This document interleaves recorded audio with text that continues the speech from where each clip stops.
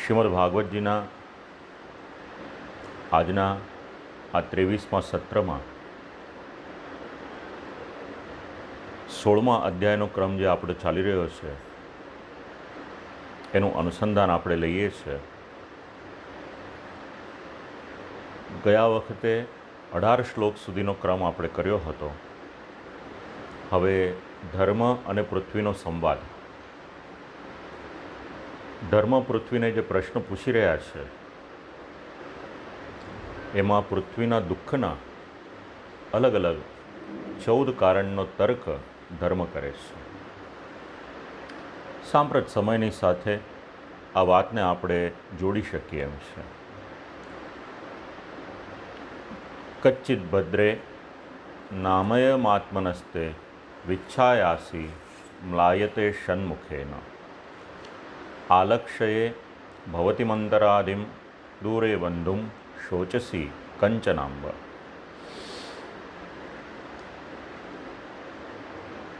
પ્રશ્ન પૂછનાર પણ જ્ઞાતા છે અને પ્રશ્નનો ઉત્તર આપનાર પણ જ્ઞાતા છે. શ્રી આચાર્ય ચરણ આ શ્લોકોને સમજાવે છે. 19થી લઈને 24 સુધીના 5 શ્લોકો. એમાં પૃથ્વીને કયા કયા કારણથી દુઃખ આવી શકે એ વિશે ધર્મ તર્ક કરે છે, પ્રશ્ન પૂછે છે. શ્રી આચાર્ય ચરણ આ 14 પ્રશ્નોને માટે એવી સમજણ આપે છે. 5 કર્મેન્દ્રિય, 5 જ્ઞાનેન્દ્રિય અને અંતઃકરણ ચતુષ્ટય એની સંખ્યા 14 થાય છે. તો એ ભાવથી 14 શ્લોકો પૂછેલા છે. એના એક પોઈન્ટ સ્લો કરી દે. એમાં સૌથી પહેલો પ્રશ્ન પૂછ્યો કે પૃથ્વી, આપના મનમાં દુઃખ છે તો મને એવું લાગી રહ્યું છે કે તમારા સ્વામી એટલે ભગવાન ભૂતલનો પરિત્યાગ કરીને પધાર્યા એટલા માટે તમારા મનમાં દુઃખ છે. અને વાસ્તવિકતા પણ એવી હોઈ શકે. પૃથ્વીની શોભા શેનાથી છે? ભગવાન બિરાજતા હતા એનાથી પૃથ્વીની શોભા હતી. તમારા અને મારા ઘરની શોભા પણ શેનાથી? આપણા ઘરમાં શ્રી ઠાકોરજી બિરાજે છે તો આપણા ઘરની શોભા છે. બીજો પ્રશ્ન પૂછ્યો કે પૃથ્વી દેવી, ક્યાંક એવું તો નથી ને કે મારા 3 પગ તૂટી ગયા છે એટલે ધર્મના જે 3 ચરણ તૂટી ગયા હતા એનો તમે શોક કરો છો? એ પણ વ્યાજબી વાત હતી. ધર્મના 4 પાદ કે 4 ચરણ એમાંથી 3નું અસ્તિત્વ ન રહે ત્યારે પૃથ્વી પર દુઃખ આવે એ સમજી શકાય એવી વાત છે. એટલે બીજો પ્રશ્ન એવો પૂછ્યો. ત્રીજો પ્રશ્ન પૂછ્યો કે તમારી પર રાજ્ય તો ક્ષત્રિયોએ કરવું જોઈએ, એના બદલે શૂદ્રો તમને ભોગવે છે, એનું તમને દુઃખ છે. એ પણ ધર્મની વાત બરાબર જ હતી. જે જેનો અધિકાર હોય એ કાર્ય કરે તો વધારે સારું. ચોથો પ્રશ્ન એ પણ પૂછ્યો કે પૃથ્વી દેવી, જે યજ્ઞયાગ થવા જોઈએ, એના દ્વારા દેવતાઓનું આરાધન થવું જોઈએ, એ બંધ થયું, એનું તમને દુઃખ છે. વાત જરા સમજવા જેવી છે. આપણે પણ યજ્ઞ દ્વારા દેવતાઓને પોષણ મળે અને તૃપ્ત થયેલા દેવતાઓ મનુષ્યને એને આવશ્યક વસ્તુઓ તો આપે જ, પણ આખું પ્રકૃતિનું ચક્ર છે ભગવાને જે ગોઠવ્યું છે એ દેવતાઓના માધ્યમ દ્વારા ભગવાન એ બધા કાર્ય સિદ્ધ કરે છે. 5મો પ્રશ્ન પૂછ્યો પૃથ્વી, અત્યારના જે દેખાઈ રહ્યું છે, લોકોને ખાવાને માટે અન્નની તકલીફ પડી હોય, કદાચ એવું થયું હોય, એનું તમને દુઃખ છે. શ્રીમદ ભાગવતનો ચતુર્થ સ્કંદ, જેમાં પૃથુરાજાનું ચરિત્ર છે. પૃથુરાજાએ પ્રજાને માટે જે કાર્ય કર્યું એ આજના સમયમાં પણ દરેક રાજકર્તાઓને ઉપયોગી થાય એવું છે. છઠ્ઠો પ્રશ્ન પૂછ્યો. સ્ત્રીઓની અને નાના નાના બાળકોની રક્ષા કરવી જોઈએ, એ રક્ષા અત્યારે થઈ નથી રહી. એના માટે તમે શોક કરો છો એવું છે? પૃથ્વીએ કંઈ જવાબ ન આપ્યો. એટલે સાતમો પ્રશ્ન પૂછ્યો કે જીવનમાંથી સંતોષ નામનો શબ્દ જતો રહ્યો અને જ્યાં આગળ સંતોષ ન હોય ત્યાં દુઃખ આવે. ક્યાંક એવું તો નથી ને કે પૃથ્વીના લોકોના જીવનમાં હવે સંતોષ નથી રહ્યો તો તમને દુઃખ થયું હોય? ત્યારે પણ કંઈ જવાબ ન આપ્યો. એટલે આઠમો પ્રશ્ન પૂછ્યો કે જેવી રીતે રાક્ષસો પીડા કરે, ત્રાસ આપે, મુશ્કેલી આપે, ઘેર ગુજારે, ક્યાંક એવું તો નથી ને કે આપ એમના કારણે શોક કરતા હો? તે છતાં પણ પૃથ્વીદેવી કંઈ ન બોલ્યા.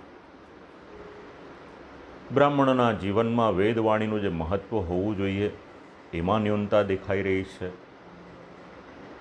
ક્યાંક એનો શોક કરો છો આપ.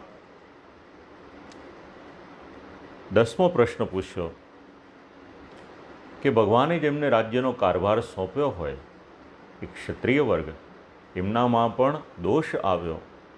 ક્યાંક એમનો તો તમે શોક નથી કરતા ને, કે તમારા દુઃખનું કારણ એ તો નથી ને?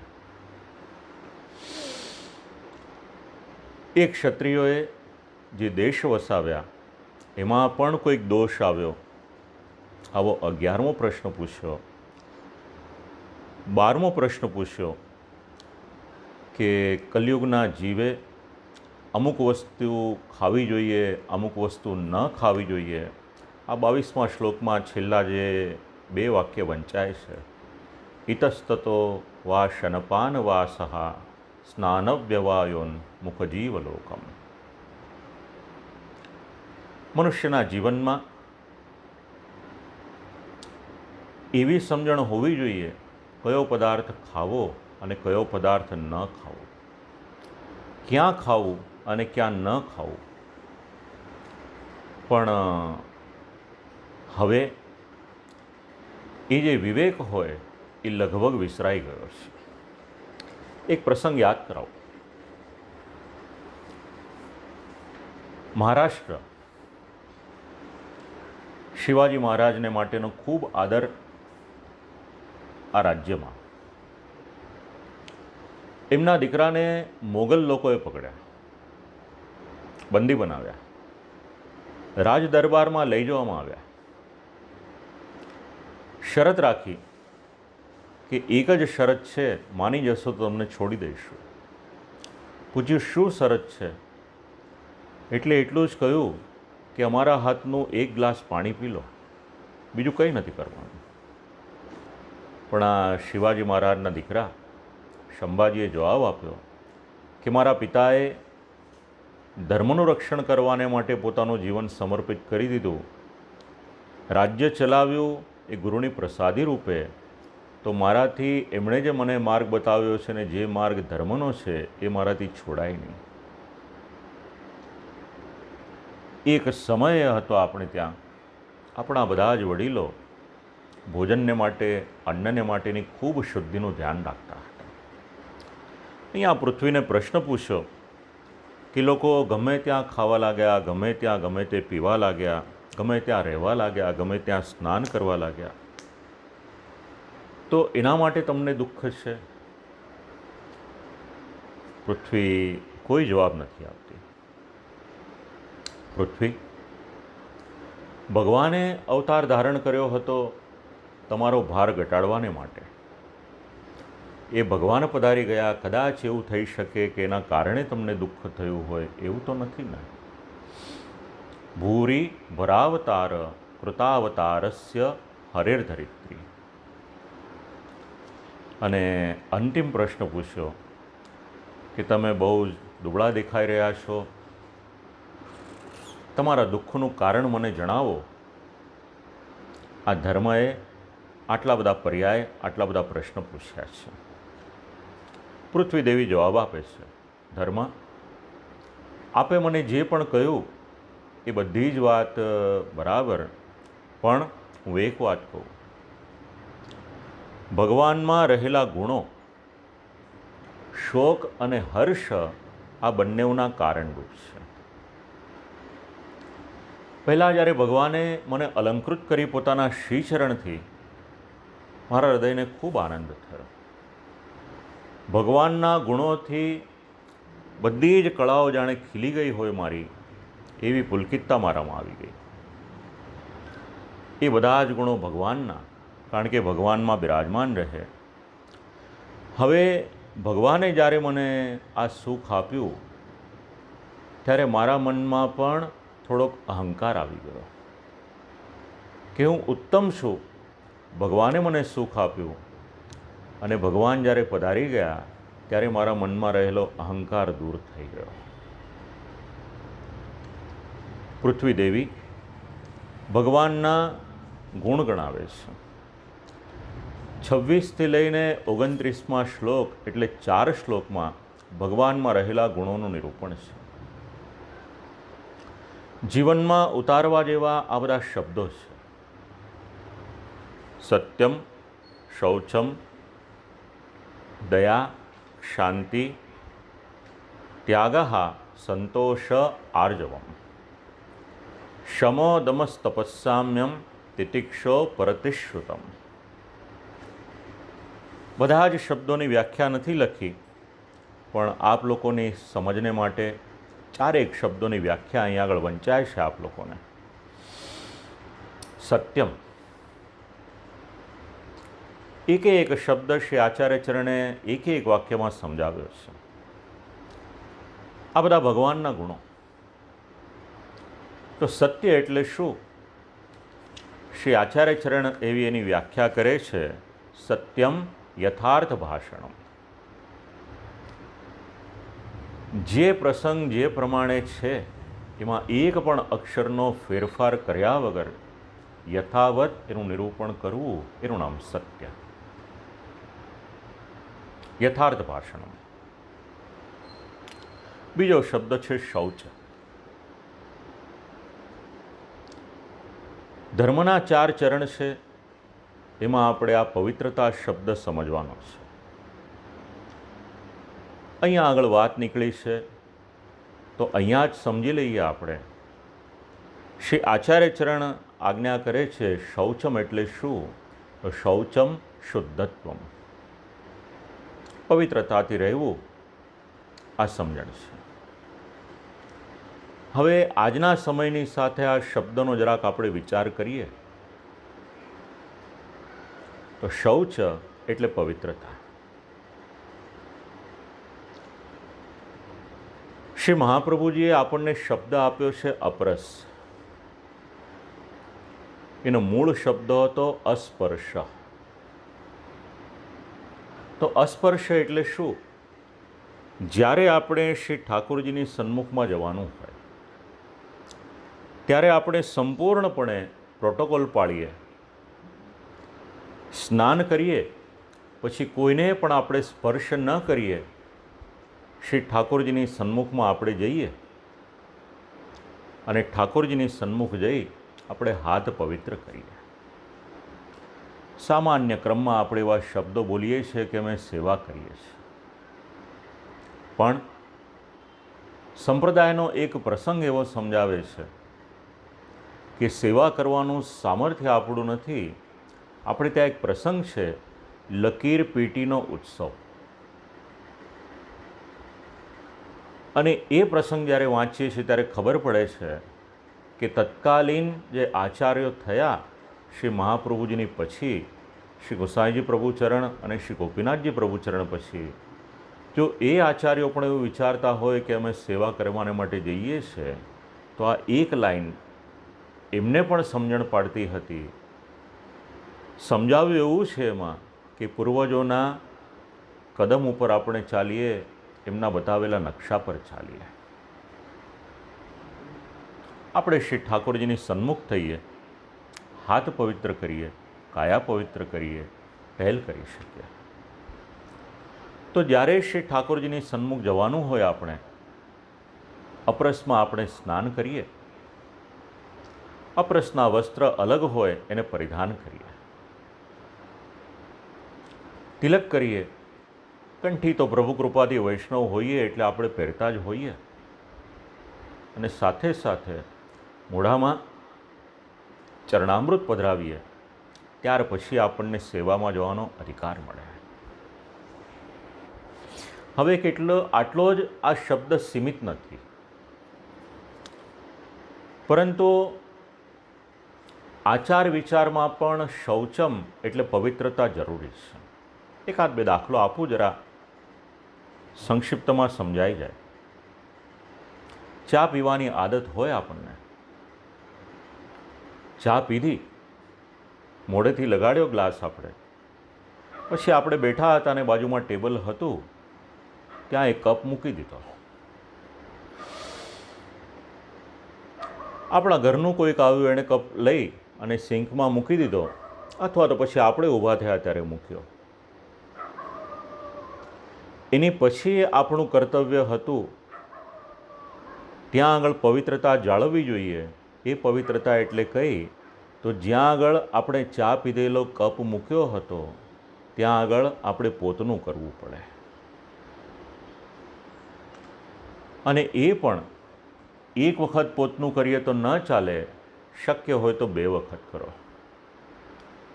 અને જો શ્રી ગોકુલનાથજીના ઘરની પરંપરા હોય તો 2 કરતાં વધારે વખત ત્યાં આગળ પોતનું થાય.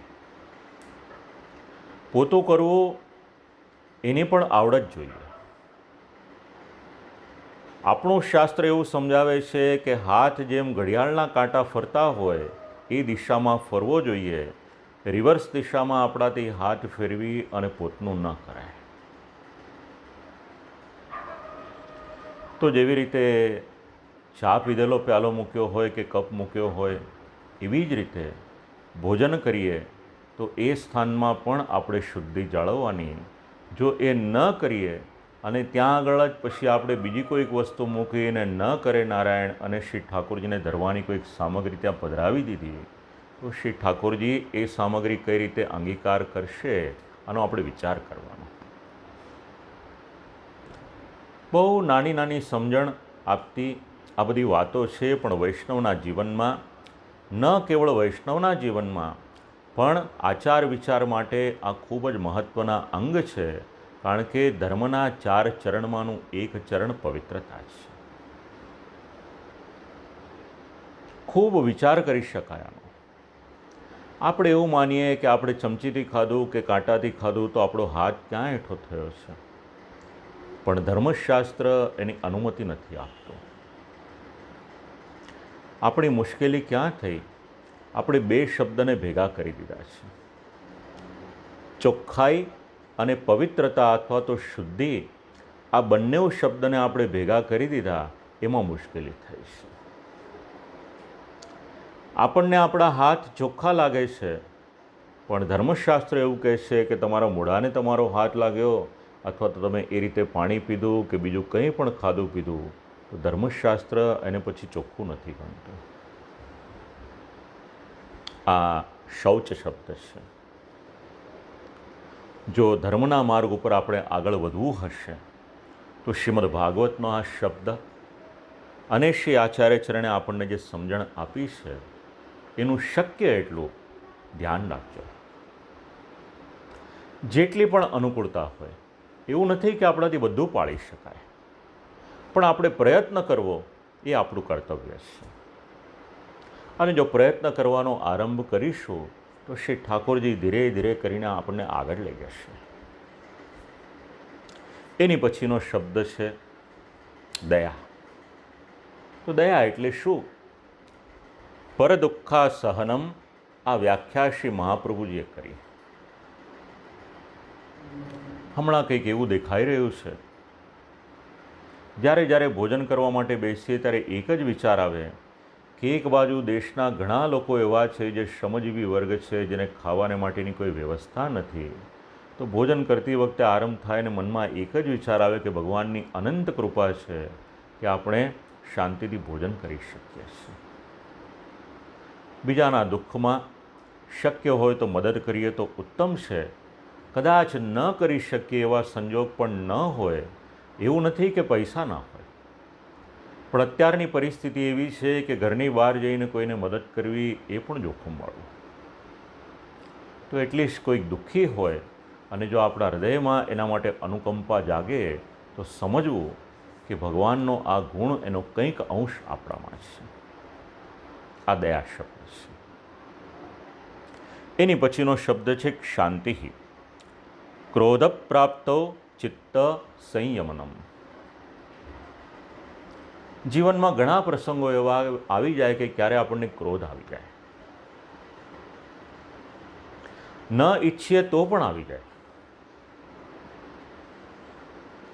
કારણ કે ઘણી વખત એવું થાય કે કોઈનો સ્વભાવ એવો ન હોય તો પણ ક્રોધ આવે. હવે ક્રોધ આવે ત્યારે મનને કાબૂમાં રાખીએ, એને શ્રી આચાર્ય ચરણ અહીંયા આગળ શાંતિ નામના શબ્દથી ઓળખાવે છે. એની પછીનો શબ્દ છે ત્યાગ. તો ત્યાગ એટલે શું? ત્યાગનો અર્થ એવો થાય છે, યર્થી શું એટલે આપણે ત્યાં કોઈક માંગનાર આવ્યો હોય તો એ માંગનારને આપણે એની ઈચ્છા મુજબનું કંઈક દાન આપી શકીએ તો સમજવું કે આનું નામ છે ત્યાગ. એની પછીનો શબ્દ અહીંયા વંચાય છે સંતોષ. તો સંતોષ એટલે શું? અલમ બુદ્ધિ. ભગવાને મને જે કંઈક આપ્યું છે એને હું માથે ચડાવું. જે સ્થિતિમાં પ્રભુ આપણને જે આપે છે એવું નથી કે બધું જ કેવળ પ્રયત્નથી અને મહેનતથી મળે છે. પુરુષાર્થ કરવો એ તો આપણું કર્તવ્ય છે, પણ શું આપવું અને શું ન આપવું એ તો ભગવાન નિશ્ચિત કરે છે. અલમ બુદ્ધિ. આર્જવમ, અવક્રતા. જેટલું બને એટલું લોકોની સાથે સરળતાથી રહીએ, આ જીવનનો એક ગુણ છે. આ ગુણ ભગવાનમાં હતો. ભગવાનનું જીવન ચરિત્ર વાંચો શાંતિથી. કથા તો ઘણી સાંભળો છો, પણ ક્યારેક વિચારો એને. ભગવાનનો પ્રસંગ વાંચો કાલિય દમનનો. જ્યારે ભગવાન શ્રી કૃષ્ણ શ્રી યમુનાજીના જલમાં પધારે છે ત્યારે આખું જ વ્રજમંડળ શ્રી યમુનાજીના કિનારે ભેગું થઈ જાય છે અને એ જલમાં છલાંગ લગાવવાને માટે તૈયાર થાય છે. ત્યારે બલભદ્રજી બધાને રોકે છે. તો આવું થયું શેનાથી? તો ભગવાનના જીવનમાં શબ્દ હતો સરળતા. એ સરળતા કેવી? વ્રજમાં હતા, વ્રજના રાજકુમાર હતા, એ છતાં પણ સામાન્યમાં સામાન્ય વ્યક્તિ હોય, ગોવાળ હોય કે ગોપીજન હોય, એને ત્યાં શ્રી ઠાકોરજી સામેથી પધારે છે અને ત્યાં આગળ જઈ અને જાણે એમના જેવા હોય એ કક્ષા સુધી ભગવાન પોતાની જાતને લાવી દે છે. આ ભગવાનના જીવનની સરળતા છે. માણસ ઘણું બધું બની જાય છે પણ સરળ નથી બની શકતો. આ તફાવત છે ભગવાનમાં અને માણસમાં. એની પછી છે શમ અને દમ. બાહ્ય અને આંતર ઇન્દ્રિયો આ બંનેની પર કાબૂ એ ભગવાન રાખી શકે છે. શ્રીમદ ભાગવતનો પ્રથમ સ્કંદનો 13મો અધ્યાય એનું પ્રમાણ આપે છે. ભગવાનની દરેક પત્નીઓને એવું લાગે કે ભગવાન મને વશ છે, પરંતુ ભગવાન કોઈને પણ વશ થતા નથી. વિરક્ત થઈ અને સંસારમાં જીવન જીવે છે. આ શમ અને દમ નામના શબ્દ ભગવાનના જીવનમાં ભગવાનના ગુણ સમાન છે. એની પછી શબ્દ છે તપાહા. એક જ શબ્દમાં શ્રી આચાર્ય ચરણે એની વ્યાખ્યા કરી. તપ એટલે શું? સ્વધર્મ. આપણે પોતાનો ધર્મ પાળીએ એનું નામ તપ છે. તો આપણો ધર્મ શું? શ્રી આચાર્ય ચરણે આપણને આજ્ઞા કરી કે ભગવત સેવા કરો એ વૈષ્ણવનો ધર્મ છે, સ્વધર્મ. એની પછી છે સામ્યમ. આ મારો મિત્ર છે, આ મારો શત્રુ છે એવો ભાવ ન રાખીએ, આનું નામ સામ્ય છે. એની પછી શબ્દ છે તિતિક્ષા, અપરાધ સહનમ. તિતિક્ષા શબ્દ સમજવો હોય તો વિવેક ધૈર્યાશ્રય વાંચો, એની ટીકા વાંચો. ટીકાકારો સમજાવે છે પારકું કોઈ અપરાધ કરે એ તો બરાબર છે, પણ તમારી પત્ની હોય કે તમારા કોઈ સેવક હોય ને એ પણ જો તમારો અપરાધ કરે, અજ્ઞાનમાં કરેલો હોય અપરાધ, તો એમને પણ ક્ષમા કરતા શીખો. આપણે આપણા જીવનમાં કઈ રીતે રહેવાનું શ્રી મહાપ્રભુજી અને ટીકાકારો સમજાવે છે. ઉપરથી ભગવાન શ્રી કૃષ્ણના જીવનનો ગુણ ઉપરથી એટલે શું? કંઈક વધારે લાભ થયો એ છતાં પણ આપણે અત્યંત આનંદમાં આવી જઈ અને ઓવર એક્સાઇટેડ ન થઈએ, આ ઉપરથી છે. શ્રુતમ શાસ્ત્ર વિચાર. શ્રુતમ એટલે શું? જે શાસ્ત્ર છે એનો આપણે વિચાર કરીએ, એટલે એને આપણે શ્રવણ કરીએ, મનન કરીએ, ચિંતન કરીએ, એનું નામ શ્રુતમ છે. એની પછી શબ્દ છે જ્ઞાનમ. ભૌતિક જ્ઞાન તો આપણે ઘણું પ્રાપ્ત કરીએ છીએ, પણ મહાપ્રભુજી આપણને સમજાવે છે કે જ્ઞાનમ એટલે શું? તો જ્ઞાનમ આત્મવિષયમ, પોતાના સ્વરૂપને જાણો. હું કોણ છું? હું ક્યાંથી આવ્યો? આ ભૂતલ ઉપર આવ્યો તો મારું કર્તવ્ય શું છે? અને જે દિવસે કર્તવ્ય સમજાય કે મારે ભગવાનને પ્રાપ્ત કરવાના, તે પ્રાપ્ત કરવાને માટેનો માર્ગ કયો છે, આ બધું જ આપણે વિચારીએ, પોતાનું સ્વરૂપ જાણી અને ભગવાનને મેળવવાને માટે પ્રયત્ન કરીએ, એનું નામ છે જ્ઞાન. જ્ઞાન એટલે કેવળ ભૌતિક જ્ઞાનની વાત નથી. જ્યાં સુધી આપણે પોતાને નહીં જાણીએ ત્યાં સુધી આપણે આપણું કર્તવ્ય શું છે એ સમજી નહીં શકીએ. જ્ઞાન. એની પછી શબ્દ છે વિરક્તિ. જીવનમાં કોઈ પણ પ્રકારની તૃષ્ણા ન રાખીએ, એનું નામ વિરક્તિ છે. બહુ અઘરું છે આ, કારણ કે જીવનો સ્વભાવ છે એને અનંત પ્રકારની તૃષ્ણાઓ રહેલી છે. એ ક્યારેય પણ તૃષ્ણા વગર રહી નથી શકતો. પણ શ્રી આચાર્ય ચરણ સમજાવે છે કે ભગવાનના જીવનમાં આ ગુણ હતો, વિરક્તિ. અનેક પ્રકારના ભોગથી સુસજ્જ એવી દ્વારિકા નગરીમાં પણ ભગવાન રહી શકે, અને જ્યાં કોઈ પણ સાધન ન હોય, ગોકુલમાં પણ ભગવાન રહી શકે. અને ભગવાનનો જન્મ આપણે વિચારીએ તો એ પણ કારાગૃહમાં. આ ભગવાનના જીવનની વિરક્તિ છે. એની પછી શબ્દ છે શૌર્યમ. શૌર્ય એટલે શું? સંગ્રામનો ઉત્સાહ. ભગવાનના ભૂતલ પર પધારવાનું પ્રયોજનનો આપણે વિચાર કરીએ તો દુષ્ટ લોકોનો વધ કરવાને માટે ભગવાન પધાર્યા છે. અને જ્યાં જ્યાં જરૂર પડી ત્યાં ભગવાન શ્રી કૃષ્ણએ અસ્ત્ર શસ્ત્ર ઉપાડતા બિલકુલ સંકોચ કર્યો નથી. કારણ જે દુષ્ટ પુરુષને જે સજા આપવી જોઈએ, ભગવાન ક્યારેય પણ કોઈ પણ પ્રકારનો અન્યાય સહન કરતા નથી. આ ભગવાનના જીવનનું સૂત્ર છે. જે ખોટા રસ્તે ચાલતા હોય, ભગવાન એને મોકો આપે છે કે સુધરી જાય તો સારું, પછી ન સુધરે તો એને પૂરો કરતા વાર નથી લગાડતા. બીજો એક શબ્દ છે, એનું નામ છે ઐશ્વર્ય. તો ઐશ્વર્ય એટલે શું?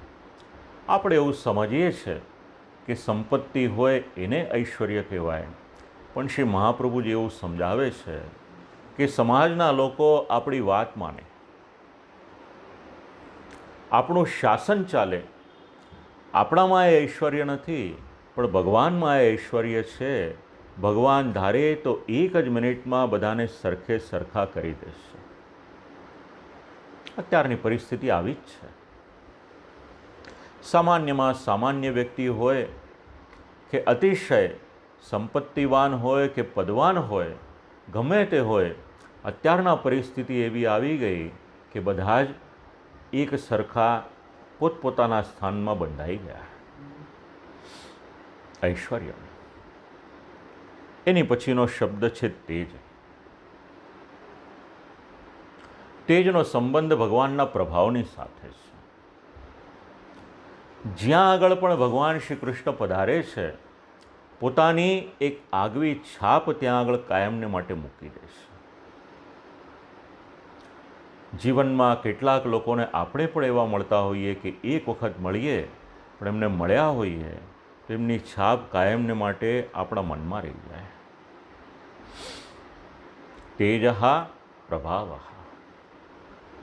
એની પછી શબ્દ છે બલમ, દક્ષત્વમ.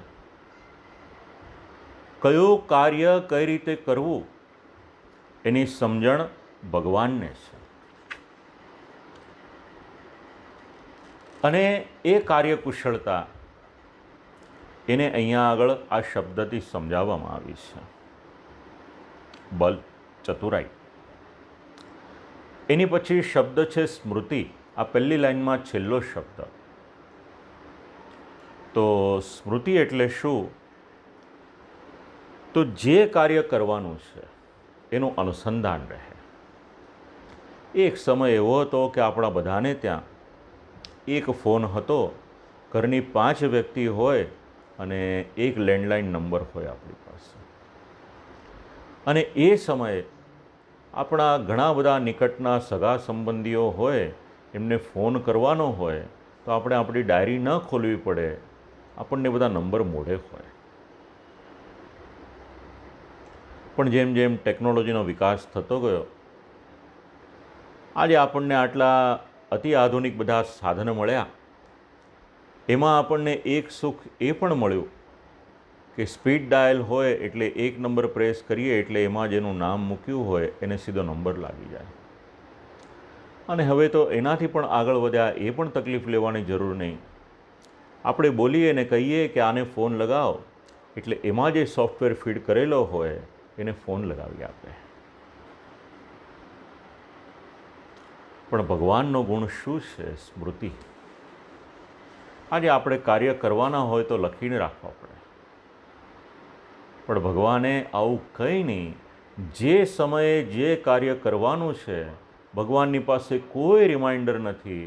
એ ભગવાનની સ્મૃતિમાં છે કે મારે કયા ટાઈમે કયું કાર્ય કરવાનું છે. અત્યંત વ્યસ્ત હોય પોતાની રાજસભામાં, પણ દ્રૌપદીજી બોલાવે તો એક ક્ષણને માટે પણ વિચાર કર્યા વગર તરત ત્યાં જતા રહેશે. રાજા યુધિષ્ઠિર પોતાને ત્યાં બોલાવે તો ભગવાન એમને ત્યાં પધારે. જરાસનને ત્યાં બંધ થયેલા રાજાઓ હોય 20,800, એ ભગવાનને સંદેશ મોકલે. ભગવાન એમનું પણ કાર્ય કરે. શુતદેવ અને જનક રાજાના મનના મનોરથ હોય એને પણ ભગવાન પૂર્ણ કરે છે. આ ભગવાનનું સામર્થ્ય છે, આ ભગવાનની સ્મૃતિ છે. આજે આપણા સંતાનોને સ્કૂલ કોલેજમાં ટાઈમ મેનેજમેન્ટ શીખવાડવામાં આવે છે. ભગવાનનું જીવન ચરિત્ર વાંચો.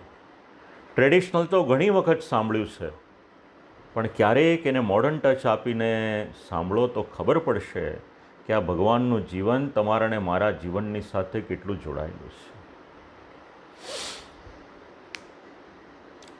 એની પછી છે સ્વાતંત્ર્યમ. ભગવાન કોઈ દિવસ કોઈને પણ આધીન નથી, સર્વતંત્ર સ્વતંત્ર છે. આપણે પોતાની જાતને સ્વતંત્ર માનીએ, પણ આપણે સ્વતંત્ર છીએ કે સ્વચ્છંદ છીએ એનો વિચાર કરવા જેવો છે. કારણ કે બંને શબ્દોમાં ઘણો ફેર છે. સ્વતંત્રતા હોવી એ આખી અલગ વાત છે, પણ સ્વતંત્રતાને બહાને સ્વચ્છંદતા કેળવી લેવી અને એમાં ને એમાં રાચ્યા રહેવું તે તો ભગવાનનો અપરાધ છે. એની પછી કૌશલમ. શીખવા જેવું છે ભગવાનના આ ગુણને. જીવનમાં જે કાર્ય કરો એને પરિપૂર્ણ કરો. કાર્યકુશળતા. ભગવાન શ્રી કૃષ્ણનું આખું જ જીવન વાંચો. ભગવાને જે કાર્ય કર્યું છે એમાં જરા પણ આપણને કોઈ પણ પ્રકારનો દોષ નહીં દેખાય. પૂર્ણ રીતે ભગવાન એમાં ઊંડા ઉતરી ગયા છે અને કાર્યને સંપન્ન કર્યું છે. આ ભગવાનના જીવનનો ગુણ છે, એનું નામ છે કાર્યકુશળતા. એની પછી શબ્દ છે કાંતિ. કાંતિનો અર્થ થાય છે સુંદરતા. ભગવાનનું સૌંદર્ય કેવું છે? શ્રીમદ ભાગવતમાં ઘણા શ્લોકો છે. ક્યાંક ભગવાનના અંગુષ્ઠ માત્ર સ્વરૂપનું નિરૂપણ છે, ક્યાંક ભગવાનના અનેક અવતારોનું નિરૂપણ છે, તો ક્યાંક આખા જ વિશ્વમાં ભગવાનને જોવાની દ્રષ્ટિ આપતું નિરૂપણ છે. અનેક શ્લોકોમાં ભગવાનનું સૌંદર્ય કેવું છે એ આપણને સમજવા મળે છે. ભગવાનના ચરિત્ર તો હરિવંશ પુરાણમાં પણ મળશે, મહાભારતમાં પણ મળશે, વિષ્ણુ પુરાણમાં પણ મળશે, ગર્ગ સંહિતામાં પણ મળશે. પણ જે સ્વરૂપનું નિરૂપણ શ્રીમદ ભાગવતના ભક્તો કરે છે એવું સ્વરૂપ અને એવી કાંતિ આપણને ક્યાંય જોવા નથી મળતી. એની પછીનો શબ્દ છે ધૈર્યમ. આજે તમારે ને મારે આ શબ્દની ખૂબ આવશ્યકતા છે. ભગવાનમાં રહેલો આ ગુણ છે, એનું નામ છે ધૈર્યમ. બહુ મોટી મુશ્કેલી આવે, આપણે વ્યગ્ર થઈ જઈએ છીએ. આપણું મન આપણા કાબૂમાં રહેતું નથી. આપણે આપણી લાગણીઓ કે આપણા દુઃખને આપણા કાબૂમાં રાખી શકતા નથી. પણ ભગવાન કેવા છે? જીવનની કોઈ પણ પરિસ્થિતિ આવે, ભગવાને પોતાના જીવનમાં ક્યારેય પણ ધૈર્ય ખોયું નથી. શ્રી આચાર્ય ચરણ આપણને આ જ ઉપદેશ આપે છે. ફરીથી યાદ કરાવવું, ત્રિદુઃખ સહનમ ધૈર્યમ, આ શ્રી મહાપ્રભુએ આપેલો ઉપદેશ છે. જો આવો એકાદ શબ્દ પણ અત્યારે વિશ્વના લોકોના આચરણમાં આવી જાય તો જે મુશ્કેલી ચાલી રહી છે એમાં એને આધાર મળી જાય. અને ક્યારેક એવું થાય, ઘણા બધા પ્રયત્નોથી જે કાર્ય સિદ્ધ ન થાય, આવી રીતના એક શબ્દ બળથી એ કાર્ય સિદ્ધ થઈ જતું હોય છે. શબ્દમાં એટલું સામર્થ્ય છે અને એટલા જ માટે એ શબ્દને કેવળ શબ્દ નહીં પણ શબ્દ બ્રહ્મ તરીકે પણ ઓળખવામાં આવે છે. એની પછીનો ભગવાનનો ગુણ, એનું નામ છે માર્દવમ. ભગવાન કોઈના પણ માટે દ્વેષપૂર્વક, કોઈના માટે કઠોરતા રાખતા નથી. ભગવાનને એવું નથી કે આ મારો શત્રુ છે, પછી કોઈ શત્રુભાવથી ભગવાનની પાસે આવે તો વાત અલગ છે, પણ ભગવાન ક્યારેય પણ એવી દ્રષ્ટિ રાખતા નથી. પ્રાગલ્ભ્યમ.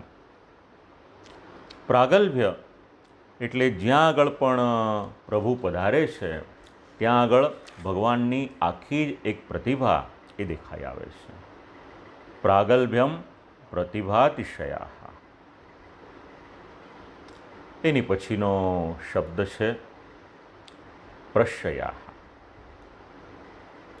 તો પ્રશ્રય એટલે શું? દરેકના જીવનમાં ઉતારવા જેવો આ શબ્દ છે ભગવાનનો ગુણ, પ્રશ્રયો વિનય. જીવનમાં વિનય જરૂરી છે. વિનય અને વિવેક આ બંને હશે તો જીવનમાં મળેલી વિદ્યા શોભશે. જો વિનય અને વિવેક નહીં હોય તો ગમે એટલી વિદ્યા હશે એનું મૂલ્ય કેટલું થઈ જશે. એક ગાનાર હતો, ખૂબ પ્રસિદ્ધ હતો, બાદશાહના દરબારમાં નવરત્નમાંનો એક, પણ શ્રી ગુસાઈજી પ્રભુચરણે જ્યારે એની કિંમત કરી તો કેવળ એક કોડી રાખી અને એની કિંમત કરી દીધી. એવું નહોતું કે એમનામાં વિવેક નહોતો. આ તો આપણી કિંમત પણ એટલી થઈ શકે એટલા માટે સમજાવું છું. કોઈ પણ વ્યક્તિની સાથેનો આપણો વ્યવહાર એ આ પ્રશ્ય શબ્દની સાથે જોડાયેલો છે. શીલમ, શીલ એટલે શું? તો શ્રી આચાર્ય ચરણ આ શબ્દ સમજાવે છે. શીલમ સુખભાવ, સારો સ્વભાવ હોવો એને શીલ કહેવાય. દરરોજ યમુનાષ્ટકમનો પાઠ કરીએ આપણે, અને અંતિમ પદ પાછું આપણે બોલીએ, સ્વભાવ વિજયો ભવે વદતિ વલ્લભ શ્રી હરે. 10, 20, 30, 40 વર્ષ સુધી આપણે પાઠ કરીએ અને દરરોજ બોલીએ સ્વભાવ વિજયો ભવે, પણ આપણે આપણા કાળજા ઉપર હાથ મૂકીને પૂછવાનું કે શું મેં મારા સ્વભાવ ઉપર વિજય પ્રાપ્ત કર્યો છે ખરો? ભગવાન આ બધું જ જીતેલા છે. શીલમ સુખ સ્વભાવ. એની પછી શબ્દ છે ગાંભીર્ય.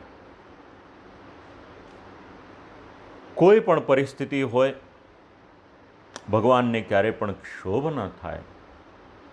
સ્થૈર્યમ, તો સ્થૈર્ય એટલે શું? આપણે એક સ્થાન ઉપર 10 મિનિટ 15 મિનિટને માટે કંઈ પણ કર્યા વગર બેસવાનું હોય તો આપણે શાંતિથી બેસી ન શકીએ. પણ ભગવાનનો સ્વભાવ કેવો છે? ચિત્તમાં કોઈ પણ પ્રકારની ચંચળતા નથી. ભગવાન શ્રી કૃષ્ણ ક્યાંય શાંતિથી બિરાજમાન થવાનું હોય તો નિશ્ચિંત થઈને બિરાજમાન થઈ શકે છે. મારા ઘરની વાત નથી કરતો, ઇન્ટરનેટ ઉપર જરા સર્ચ કરી દેજો. કલિયુગનો જીવ 7 મિનિટ કરતાં વધારે એવરેજ વાત છે, કોઈ એક પર્ટિક્યુલર એક વ્યક્તિની નથી, પણ આજે સંશોધન થયેલા છે એવું સમજાવે છે કે 7 મિનિટ કરતાં વધારે સમય એ શાંતિથી એક સ્થાનમાં બેસી શકતો નથી. એને કંઈક ને કંઈક એક્ટિવિટી કરવાને માટે જોઈએ. એની પછી અનહંકૃતિ, એટલે કોઈ પણ પ્રકારનો ગર્વ ન હોય, અભિમાન ન હોય. અને બ્રાહ્મણ્યતા, ભક્તવત્સલતા, આ બધા જના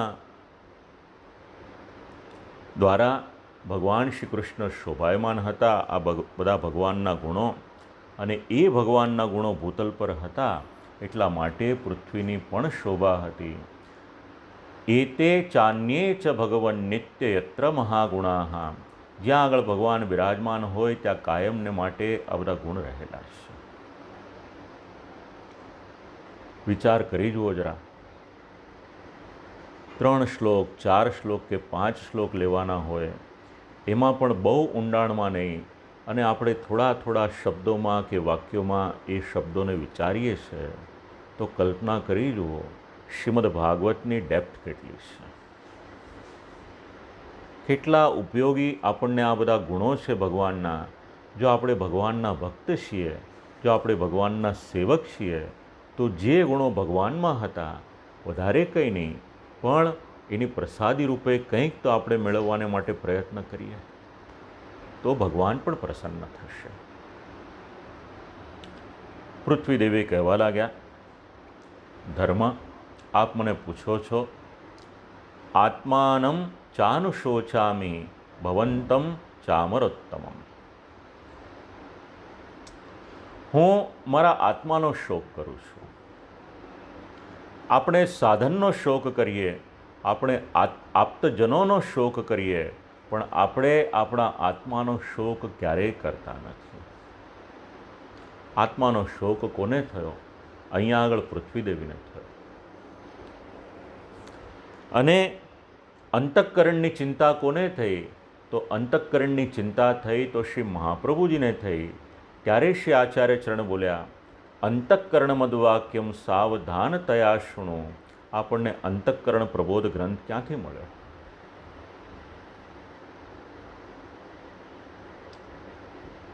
પૃથ્વીદેવી આત્માનો પોતાનો શોક કરે છે, અને સાથે સાથે ભવંતમ એટલે ધર્મ, હું કેવળ મારો શોક કરું છું એવું નહીં, હા, હું તમારો પણ શોક કરું છું. જે ધર્મએ પૂછ્યું હતું કે તમે મારો શોક કરો છો કે નહીં, એનો જવાબ આપે છે પૃથ્વીદેવી. કે આપણો બંનેનો શોક કરું છું. ધર્મનો શોક શેના માટે? તો દેવાન પિતૃન ઋષિન સાધુન સર્વાન વર્ણ તથાશ્રમાન. દેવતાઓ, ઋષિઓ, પિતૃઓ, સાધુઓ, સર્વ વર્ણો અને સર્વ આશ્રમોનો શોક પૃથ્વીદેવી કરી રહ્યા છે. શ્રી મહાપ્રભુજી જે શબ્દો સમજાવે છે ગુજરાતી ભાષામાં વંચાય છે આપ લોકોને. તમારો ને મારો જ્યારે જન્મ થાય છે ત્યારે આપણે કેટલાક ઋણ લઈને જન્મીએ છીએ. આપણી પર દેવતાઓનું ઋણ છે, આપણી પર પિતૃઓનું ઋણ છે, આપણી પર ઋષિઓનું ઋણ છે.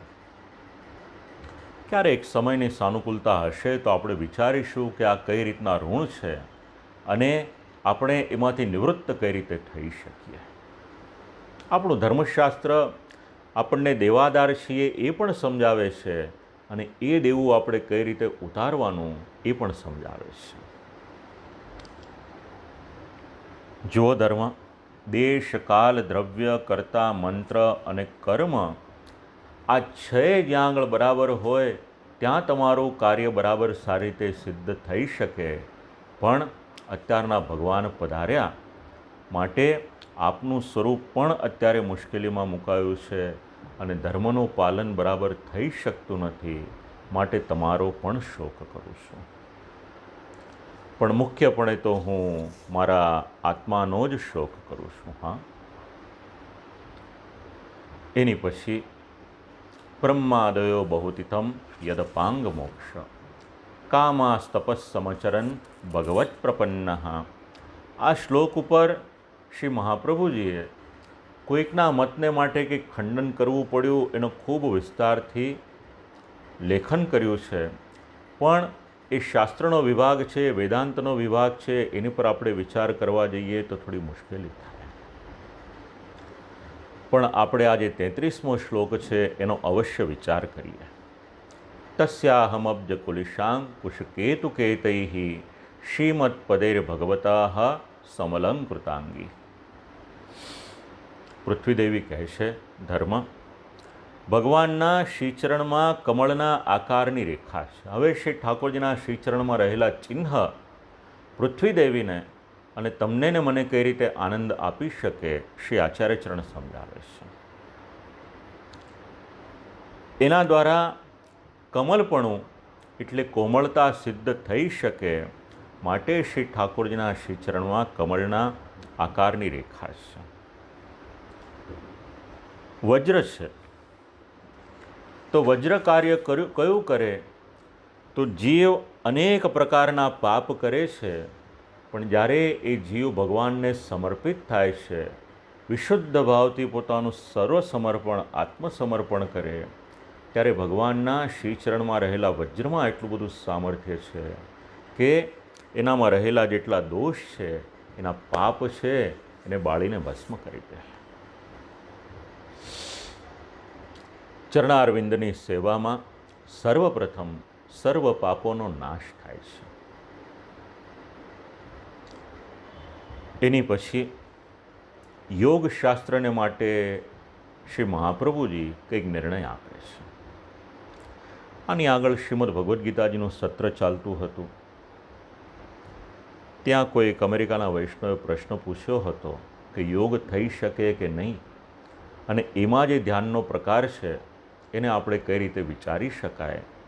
શ્રી આચાર્યચરણ અહીંયા આ કારિકામાં એનું નિરાકરણ કરે છે. વૈષ્ણવ ભક્તોના મનને કાબૂમાં રાખવાનું કાર્ય કોણ કરે છે એ અહીંયા સમજાવવું છે. યોગ કેવળ શરીરની તંદુરસ્તીને માટે નથી, પણ યોગ મનને વશ કરવાને માટે છે. તો આપણે જ્યારે શ્રી ઠાકોરજીની સન્મુખમાં જઈએ છીએ અને શ્રી ઠાકોરજીના શ્રીચરણનો આશ્રય લઈએ છીએ, તો શ્રી મહાપ્રભુજી એવી આજ્ઞા કરે છે કે સેવકોના મનને વશ કરવાને માટે શ્રી ઠાકોરજીના શ્રીચરણમાં અંકુશનું ચિહ્ન છે. મદમત્ત હાથી હોય, ઘણું બળ હોય એનામાં, દોરડાથી બાંધવા જઈએ તો બંધાય નહીં, એ તોડી નાખે. એને શું હિસાબ દોરડાની? સાંકળ બી તોડી નાખે એના મૂળ ફોર્મમાં આવી જાય તો. પણ એક મહાવત હોય, આટલું એવું અંકુશ હોય, એ અંકુશ જ્યારે એના ગંડસ્થલમાં એ ભરોવે છે ત્યારે મદોન્મત્ત હાથી હોય એ પણ વશમાં આવી જાય છે. તો તમારા ને મારા મનને વશમાં કરવાનું, કાબૂમાં રાખવાનું કાર્ય અગર કોઈ કરે છે તો શ્રી ઠાકોરજીના શ્રીચરણમાં રહેલું અંકુશ નામનું ચિહ્ન કરે છે.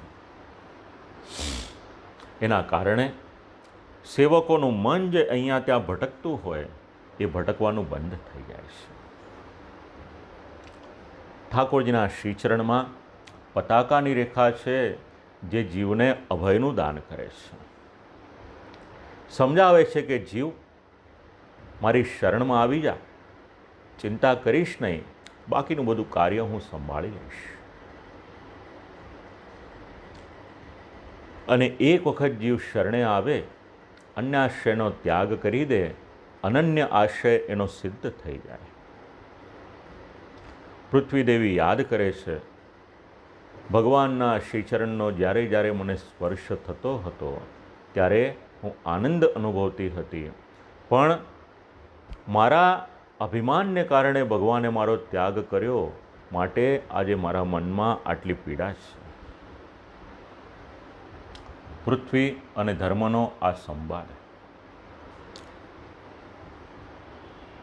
ભગવાને તો મારી પર એટલો બધો અનુગ્રહ કર્યો કે મારો ભાર વધ્યો હતો. ભગવાને અક્ષૌહિણી સેના, એ પણ એકાદ બે નહીં, ઘણી અક્ષૌહિણી સેના એનો વધ કર્યો, વધ કરાવ્યો અને એના દ્વારા મારો ભાર ઓછો કર્યો છે.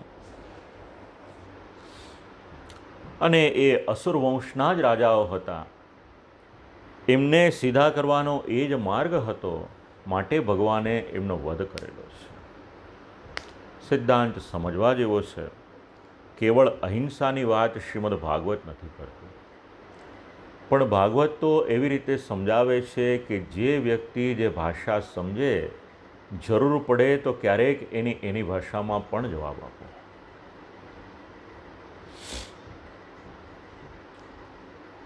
ખૂબ સુંદર વાત કરે છે. જેવી રીતે રોગ પ્રસરી જાય એવી રીતે ચારે તરફ અધર્મ ફેલાઈ ગયો હતો, એટલા માટે પણ પૃથ્વીના મનમાં અત્યારે દુઃખ થયું છે, શોક થયો છે. કાવા સહેત વિરહમ પુરુષોત્તમસ્ય, એ ભગવાનનો વિરહ કઈ રીતે હું સહન કરી શકું. ભગવાન પોતાની દ્રષ્ટિ માત્રથી બધાને પોતાના વશમાં લઈ લે તો એ ભગવાન ભૂતલનો પરિત્યાગ કરી અને ગયા. આવી રીતનો સંવાદ ચાલી રહ્યો હતો અને એ સમયે ત્યાં આગળ પરીક્ષિત નામ રાજર્ષિ પ્રાપ્ત પ્રાચી સરસ્વતી. પરીક્ષિત નામના રાજા સરસ્વતી નદીના તટ ઉપર જ્યાં આગળ આ બધો સંવાદ ચાલી રહ્યો છે ત્યાં આગળ આવે છે. આ શ્રીમદ ભાગવતનો પ્રથમ સ્કંદનો 16મો અધ્યાય છે. 36 શ્લોક કરતાં આપણને લગભગ 2 કલાક જેટલો સમય લાગે. અને તો પણ આપણાથી એવો દાવો ન કરી શકાય કે આ 2 કલાકમાં પણ આને પૂર્ણ રીતે આપણે ન્યાય આપ્યો છે. આ શ્રીમદ ભાગવતનું ઊંડાણ છે. જેટલા આપણે વધારે ને વધારે ઊંડા ઉતરતા જઈશું એટલો શ્રીમદ ભાગવતનો રસ આપણા હૃદયને વધારે ને વધારે આનંદ આપતો જશે. એકાદ બે વાત આપ લોકોની સાથે શેર કરું. આ આપણું શ્રીમદ ભાગવતજીનું આજનું સત્ર હતું, એ 22મું સત્ર. એટલે લગભગ 1.5 મહિના કરતાં વધારે સમય થઈ ગયો આપણે આ ક્રમને આરંભ કર્યો. કારણ એક અઠવાડિયાના 3 વક્તવ્યનો ક્રમ આપણે વિચારીએ તો એટલા અઠવાડિયા પૂર્ણ થયા. ઠાકોરજીની કૃપાથી સાથે સાથે બીજા પણ વેબિનાર, ઝૂમ મીટિંગ્સ વગેરે ચાલી રહ્યું છે. જેવી રીતે શ્રીમદ ભગવદ્ ગીતાજીના સત્રની માહિતી આપ લોકોને આપી હતી, એવી જ રીતે બીજો પણ એક સત્રનો આરંભ થયો છે, જેમાં શ્રીમદ ભાગવતજીનો ક્રમ નથી પણ પુષ્ટિમાર્ગનો ક્રમ છે. એની માહિતી પણ આપ લોકોને ચિરાયુષ્માન આદિત્યભાઈ મોકલાવી દેશે. સાથે સાથે ત્રીજું પણ એક સત્ર છે જેમાં શ્રી મહાપ્રભુજીના જ્યેષ્ઠલાલ શ્રી ગોપીનાથજી પ્રભુચરણ વૈષ્ણવી જીવનના સેવાને માટેના થોડા સિદ્ધાંતો, આચાર વિચારને માટેના થોડા સિદ્ધાંતો 127 શ્લોકમાં લખેલા છે, જેનું નામ છે સાધન દીપિકા. તો એના માટેનું પણ એક સત્રનું આયોજન દરેક વૈષ્ણવોને જોડીને રાખતી સંસ્થા આંતરરાષ્ટ્રીય પુષ્ટિમાર્ગીય વૈષ્ણવ પરિષદ દ્વારા કરવામાં આવ્યું છે. એની માહિતી પણ આપ લોકોને આદિત્યભાઈ મોકલાવશે. જે સત્રમાં જે પ્રમાણેની આપ લોકોની અનુકૂળતા હોય, કંઈક ને કંઈક જાણવા અવશ્ય મળશે. શું બોલાવવું એ તો શ્રી ઠાકોરજી નક્કી કરે, પણ હૃદયના ભાવ શ્રી ઠાકોરજી અવશ્ય તુષ્ટ કરશે, એમાં શંકાને કોઈ સ્થાન નથી. આજે આપ લોકોને આ જોવાને માટેની કંઈક અનુકૂળતા થઈ હોય એવું મને લાગી રહ્યું છે. યોગ એવો થયો, અમારા પરિચિત જીતુભાઈ મર્ચન્ટ પરમ દિવસે એમણે લોગિન કર્યું. વિડીયો ફોટોગ્રાફીનો એમનો વ્યવસાય છે. એમને લાગ્યું કે આ સેટિંગમાં આપણે હજી કંઈક વધારે સારું કરી શકીએ એમ છે. એટલે આટલી બધી મુશ્કેલી છે આ સમયમાં, એ છતાં પણ ગઈકાલે ઘરે આવ્યા, કલાક માટે રોકાયા અને જેટલું વ્યવસ્થિત થઈ શકે એના માટેનું એમણે માર્ગદર્શન આપ્યું. એ પ્રમાણે કંઈક વધારે સારી રીતે થઈ શકે, આપ લોકોને વિઝિબિલિટી વધારે આવે એના માટેનો આ એક પ્રયત્ન કર્યો છે. બાકી આની પછીનું જ્યારે આપણે સત્ર પરમ દિવસે આપણે ભેગા થઈશું ત્યારે 17મો અધ્યાય, એમાં કલિનિગ્રહનો પ્રસંગ આવે છે. એ અધ્યાય આપ લોકો વાંચી લેજો, સમજવામાં થોડીક સાનુકૂળતા રહેશે. ત્યાં સુધી આ વાણીને શ્રી ઠાકોરજીના યુગલ શ્રી ચરણોમાં સમર્પિત કરું છું અને આજના આ ક્રમમાંથી આપણે વિરામ લઈએ છીએ. અસ્તુ.